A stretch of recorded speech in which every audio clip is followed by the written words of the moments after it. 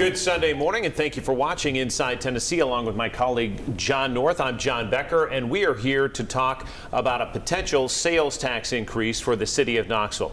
The chief proponent of that idea is with us this morning. Knoxville Mayor Indya Kincannon, it's great to have you with us. Glad to be here. I'm going to introduce our panel and we'll get to questions. Susan Richardson-Williams is a Republican, runs her own PR firm. Good morning, John. Good morning. Don Bosch runs his own law firm. He happens to be a Democrat. Good morning. Susan will have the first question, but Mayor, I need to start out with this. Why increase the sales tax right now? Well, we're a growing community. We have had an influx of people, not just to the city, but to the whole community. So more people are coming to Knoxville. They're enjoying our services. They're enjoying our infrastructure. There's also more wear and tear on that. Tourism is up tremendously. So rather than wait till there's like a huge emergency, you know what they say, the best time to fix the roof is when the sun is shining. And so we need to keep up with the growth in our community. And we're also behind on a lot of things. We've had deferred maintenance. And we're particularly having an acute shortage of housing. And so this half penny is such a really relatively small amount with a lot of things exempt that would help address all of those issues and keep up with a growing city. It would cost most families $10 extra a month in their purchases, according to your numbers. One other question, and then we'll get to Susan. But as you lay this case out, one of the things that you've mentioned to people is, listen, the list of to-dos is already done. We already have that list, and we'll talk about the specifics of where you can see it in your district. But this would allow the city to accelerate that list. Instead of completing it in 20 years, you can do it in 5 years. Fair? That's exactly right. There's no new programs. There's no new hires. It's just addressing the needs. We've had a sidewalk plan for many years, and sidewalks are very expensive, and we're able to do maybe one every other year. They're just millions of dollars, and we've prioritized sidewalks near schools. I don't know if you know this, but there's 6 children at Whittle Springs Middle School who got hit by vehicles on their way to school. And that's not okay. They're in the PRZ. Knox County Schools doesn't provide bus service. So we want to make sure that we provide sidewalks and safe ways for kids to get to school. And for a half penny spread out over so many people who shop in our city, that seems like a really good investment. Susan? On April 25th, you gave your annual budget address. There was no mention whatsoever of the sales tax.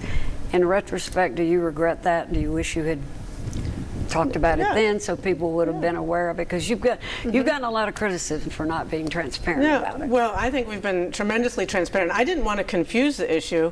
We're not in a dire fiscal situation. This budget year is fine, and I didn't want council or the community members to link the two. I wanted to move forward. We're in sound fiscal situation. We're able to make payroll and that sort of thing, but we're getting behind on the infrastructure as a growing community. And so I think we've been tremendously transparent. We're talking about it very clearly. We're saying exactly what the money would be used for, who pays, and how much it would be to each individual household. So I'm really proud of our transparency, and there's no perfect time to announce things, and I think giving people enough advance notice well before the vote and bringing it to the voters. So that's a no regrets. No regrets. So, Indya, just to follow up on that a little bit, I've been a little bit of a slow adopter on this issue, but I think as I've watched it develop over the last couple of weeks, there's a lot more clarity now to what the money would be used, how it would be used.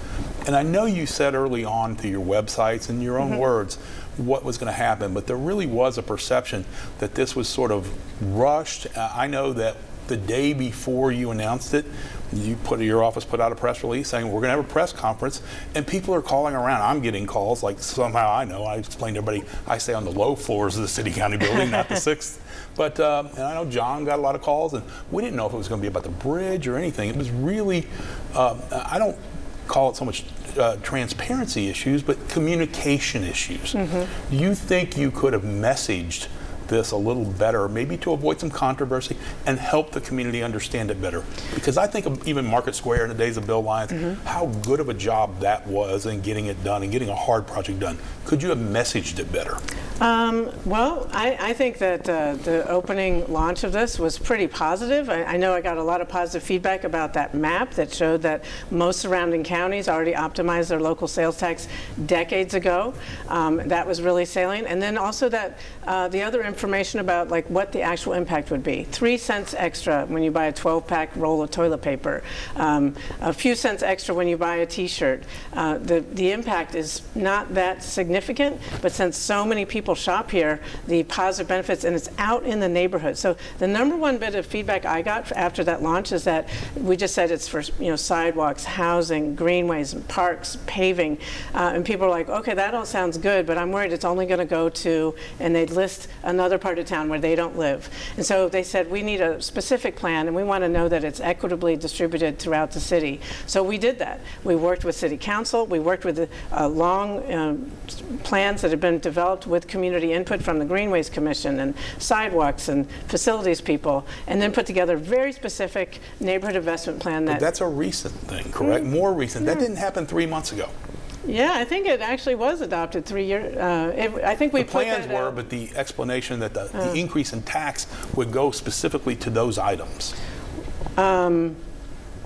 I think we said that very specifically, what the buckets were, and then we we put together the neighborhood investment plan and had that voted on, I think, in maybe July. I can't remember. You say it's been hasty. I think people have been waiting since 1988 to have the opportunity to vote on matters like this. Nothing could be more transparent than to bring it to the voters. How democratic can you get? I agree. So, yes, it takes some explaining, and there's always room for improvement. But I think that we're doing our best to talk to voters, both personally and through advertisements and meetings. I've been to personally presenting to lots of neighborhood groups, business groups, civic organizations, and if you have a few minutes to understand this, whether it's through a video, through our website, or through personal communications with me or other volunteers, most people start nodding their heads and saying, oh, that does make sense, and we do need these things, particularly housing and sidewalks. Those are the things that I think resonate the most with people. We'll talk about some more of those specifics. We'll have John North enter that fray, and we'll see you back here in seconds with more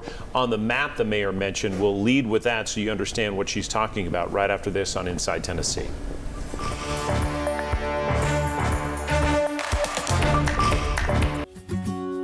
Finding peace of mind can be easier when you do it together. So when you're ready for Medicare, Blue Cross can guide the way. Your health has been our priority for 80 years, and we can help find the right plan for you. Just reach out, and we can walk you through our Blue Advantage PPO plans that include a $0 in-network primary care copay, $0 premium options, $0 preferred generic drug copay options, $0 medical deductibles, and with no referrals required, you can see your specialist faster. Plus, we have a new Medicare Advantage PPO plan just for those living with certain heart conditions or diabetes. As the only Blue plan in Tennessee, we also offer support from real people right around the corner. Visit us online or call us at 1-888-739-4383.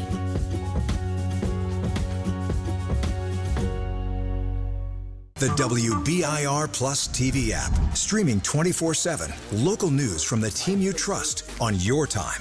Track how the weather will impact your day. The risk is there for flooding. Extended, continuous coverage of breaking news, live from the scene. Some breaking news just into our newsroom. Go deeper with in-depth interviews and exclusive reporting. All the local news you need, live or on demand. WBIR Plus. Download on your TV and watch for free. Back on Inside Tennessee, take a close look at the map on your screen, and you see Knox County there in blue, and that's the local option sales tax rate there. You see the surrounding counties in orange. They have already made the decision to raise their sales tax rate, many doing it years ago in the early 2000s for several of these counties that surround Knox County. If voters say yes to this, Knox County will turn orange. And again, it's city voters who are voting on this, 95,000 or so able to make the decision. John? Mayor, community discussion has begun to heat up about this because we are now in early voting, so people who live in the city can now vote, which is good. Good to be engaged. Yes. One of the discussions that has appeared on social media, which I used to discount, but I don't discount anymore, is insinuation that the people that are backing the PRO campaign are people who are developers who are already sort of licking their chops so that they can pad their pockets, if you will, with housing, because that's a major component of what you would like to do with some of the $47 million a year.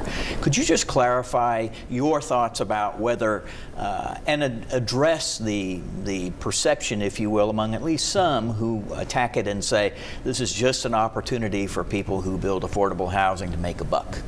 Oh, absolutely. I'm really proud of the people who've donated to the Neighbors for Knoxville campaign. They come from all different parts of the city and all different walks of life. And also there are some people who are into, who build affordable housing. And guess what? We're really grateful for people who build affordable housing. There's a lot of developers out there, and not all of them have what it takes to build high quality affordable housing. And so we're grateful that they're doing that work, and they know how much it's needed, and so do the people that live in those communities.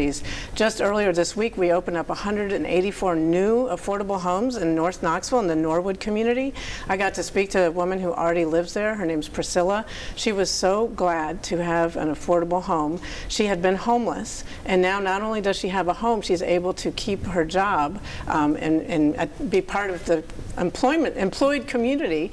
So she's working. She's a home health aide, and that's the kind of thing that we need more of. And so, yeah, I'm really proud of our donors. I appreciate their generosity, and I'm proud that we actually reported it and are very transparent about it. And last week, Council, I think at your request, sort of codified, if you will, through an ordinance, a commitment to 10 million of the 47 a year going forward that would be for affordable housing. Absolutely. A few years back, we set up the Affordable Housing Fund, and we committed 50 million, $5 million a year minimum for 10 years.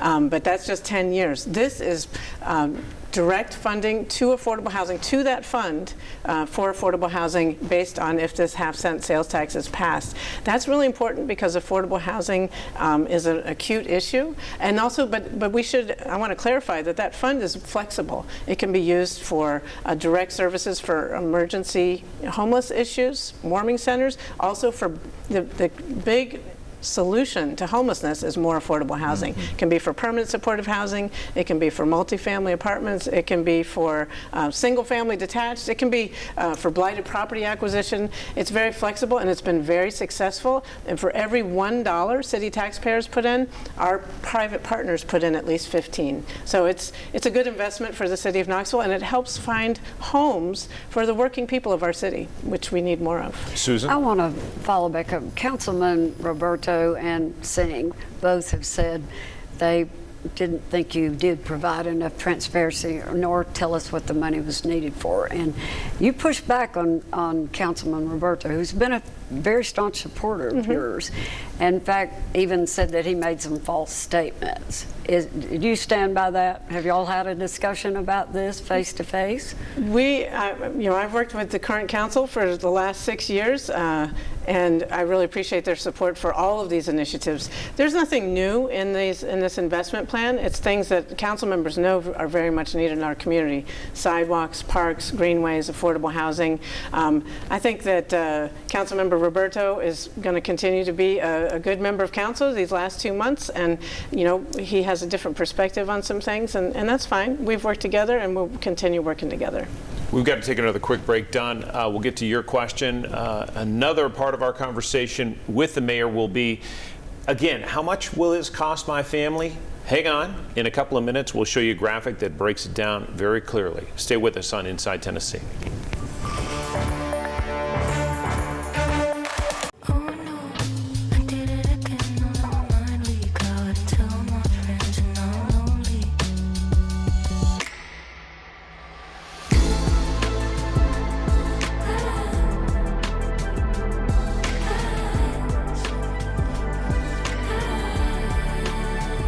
Get 4.4% APR for 36 months on a 2025 Cadillac XT5 and XT6. Visit Cadillac of Knoxville for details. It's a weather impact alert day here across East Tennessee. There is a tornado warning that does include part of the Knoxville area. This severe storm is rotating. Damage and winds are likely, so you need to be in your safe place. 2 tornadoes hit East Tennessee last night. We have team coverage this afternoon. Unfortunately, folks, when a tornado hits, this is very typical of what you see. It leaves behind a path of devastation. On Weather Impact Alert Days, stream extended coverage on WBIR Plus. Download on your TV and watch for free.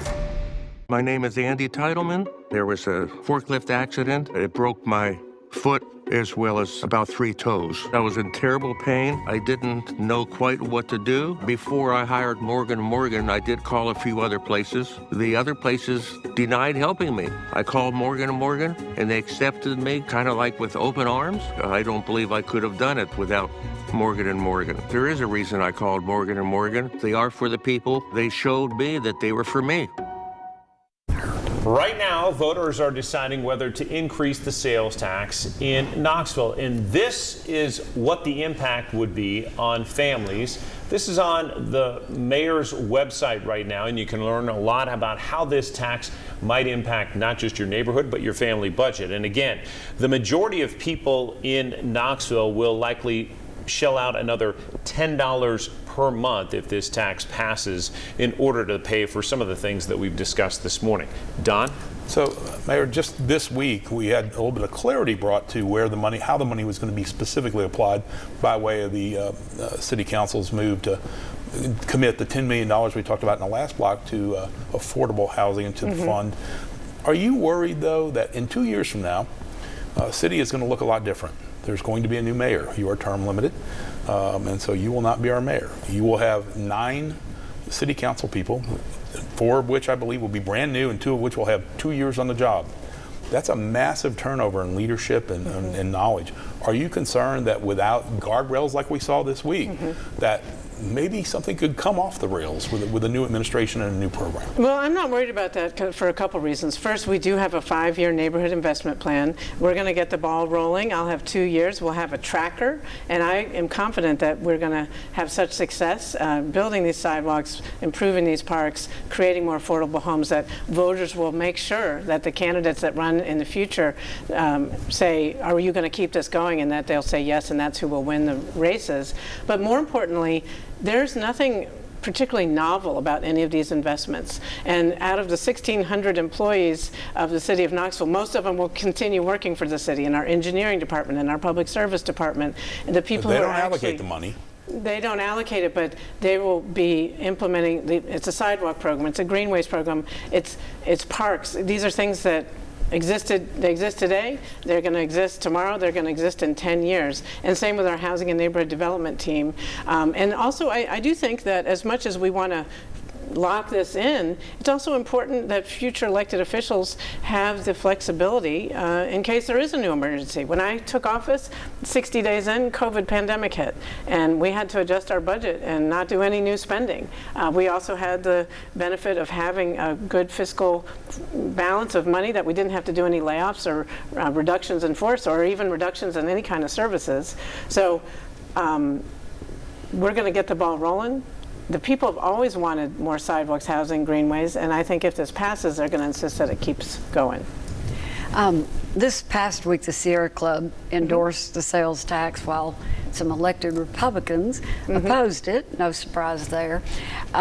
One of the things the Sierra Club said is that they hope that with this, that you can turn Chilhowie Park into a first-class city park. Is that part of your plan? We had a little dust up on Chilhowie Park recently, but is that part of the plan with this new money? It's absolutely part of the plan. We've always wanted to make Chilhowie Park a world-class park. It's got some unique amenities that don't exist anywhere else in the state. We're in the process of moving the Muse into the Jacob Building for a world-class science museum.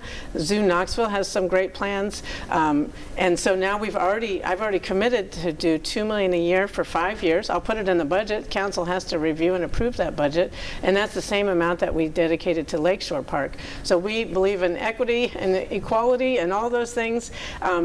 But Lakeshore Park has some major transformations needed. There's some, flooding and hydrology issues. So we are looking forward to working with the community and seeing not what they don't want, but what they do want, and building some consensus on the north side of Magnolia, which is 70+ acres, and the little plot of land that as a landscape parking lot, and we're not sure what the community envisions for that, but we're going to start But you're going to sit down with the community Absolutely. and talk it out. Very quick for our viewers, should the sales tax pass, when would it go into effect? What day will March it start being 1st, charged? 2026. And there are exemptions, Mayor. People should understand this when they're going to the ballot and say, this doesn't affect everything that I'm spending money on. Yeah, well, it's when you think about our lower income families, what makes up your household budget? Groceries, not affected. We exempted groceries. Gas for your car, not affected. Rent, not affected. Bus fare, not affected. Utilities, not affected.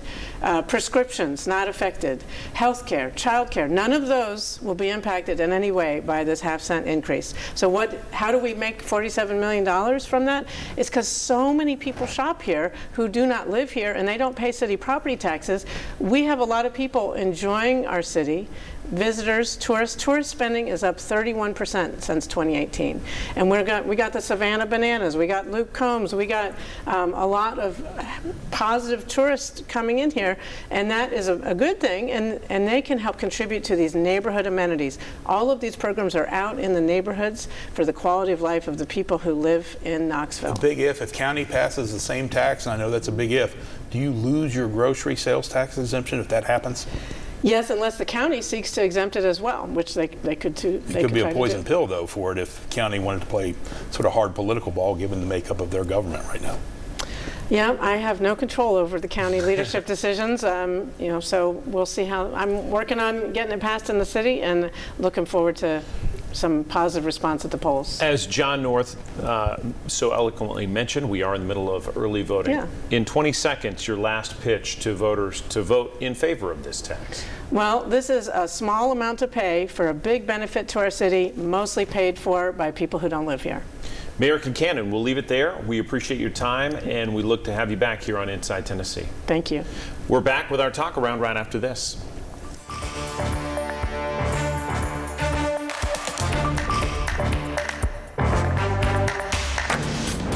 Every day you wake up and drive to the factory, construction site, or that office that you call your job, and then unexpectedly you are injured on the job. If you are suffering from any type of on-the-job injury, give us a call. It's more to us. It's personal. Tacos at Zaxby's?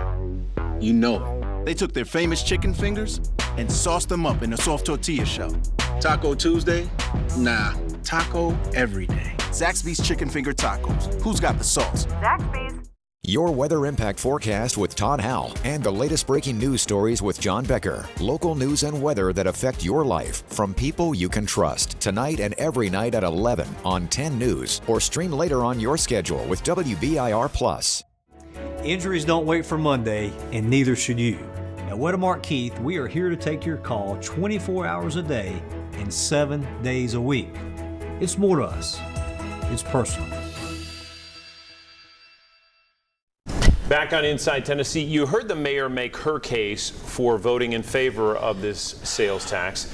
Next week, we will have an opponent on to talk about the case against it. Again, this is playing out right now in the voting booth, and we did see what was a dismal turnout in the primary vote, just a few hundred people in some cases coming out for the primary. Susan, do you think that this sales tax vote will drive more people to the polls? I do. I don't think there's any question about that. The mayor's out knocking on doors, said she's getting a very positive response. Been in all the districts and obviously targeting the voters who will be likely voters, and is hearing very positive. I do think there's been a little bit of a change in the last couple of weeks and not been as negative a talk as there was. So maybe she's making a difference there. People tend to turn out when there's a tax on a ballot, and I think you'll see that certainly more than we had in August. Don, there's an old notion that in the court of public opinion, simplicity always trumps complexity. Even when you hear the mayor say, just a second, let me explain, that alone is trumped by, don't raise my taxes. What do you think about that? It can be, but this is what I'm going to say. I got a little pushback, as I would expect, from the mayor on my comments about messaging and maybe not doing it as well as she should have initially. I know there were information on website, but if folks like us were confused, sort of the politically obsessed, call it that, what do you think the public was? But what's happened, I think, over the last couple of weeks is they've really stepped up their game. They've done a good job in getting the word out, as Mayor Kincannon said, knocking on doors, getting what she says is an 80-20 positive response. And I believe that because I've heard the shift as well. But the question is as we talked off air, that this issue was in the bucket, so to speak, and can they climb out of the bucket in time for it to get across the line at the end of this election? And I think they may. It's going to be close. The message is getting out. I got one of these texts, I don't know about, Susan, you don't live in the city, no. Don, you do, from the Neighbors for Knoxville saying, hey. And again, the guardrails are going to be important, as we call it, and I think they're establishing those. I know they've always had these plans, but the issue, now there's going to be this new influx of money, and we need to make sure that it goes to what this mayor and preceding mayors accountability is accountability, and that is so important. Everybody's afraid, hey, we're going to have new people in there, we have a whole bunch of money, or we're going to have a bunch of new kids in the candy store eating too much candy. What about the mayor's contention that, hey, sometimes mayors need flexibility and councils need flexibility based on the events of the day? They do, but mayors also understandably want legacy on good programs that they've done. This mayor has done some very good programs, and I want to see those go forward, and I'm happy to see some guardrails. They don't need to be locked in for everything, but I do think there needs just to be a little more clarity and structure, and they're getting it. I find it very interesting. The candidates we've had on here, we only have had one candidate who supported the sales tax. Last week we had 6 district folks that were running. Both of them were opposed to it. And it was also very interesting, the question I asked her about Councilman Roberto, who, we all think maybe he's going to run for city mayor, so it'd be a good reason for him to oppose the sales tax. But she hasn't had the support, universal support, by any means, from candidates and some council. In the spirit of Halloween, the word tax is associated with Freddy Krueger. Yes. And so if you're running as a candidate, that's just really hard to wrap your arms around. But when you're elected, it's a little different. They are you have to running, govern. and they're going to get their voters out to so they can be elected. And when they get their voters out and they said they're not supporting the sales tax, that could make a difference. John, historically, it's a difficult hill to climb, but it's been done before. We had former Mayor Ash on, who was successful in that campaign. It was done in the late 80s, but there were a couple key differences. One was public safety was dangling out there, and at that time people wanted more cops, and this was a deal to get more cops. And Victor also was able to say, I think we're going to crank back your property tax if you give us this sales tax. And a lot of voters thought, well, that sounds pretty good. We passed a wheel tax, we passed the penny for the parks, we can go all the way back in history. We passed some increases in taxes other than ordinary property tax increases, which the public clearly doesn't like. But it's been done, and I think the tide is turning a bit in the city. We are taping this early. Did the Vols win Saturday? Sure. In our hearts and minds. Okay. I lit a cigar regardless. Exactly. John North with the last word. We appreciate you watching on Inside Tennessee. Hope to see you next week right back here on Sunday morning.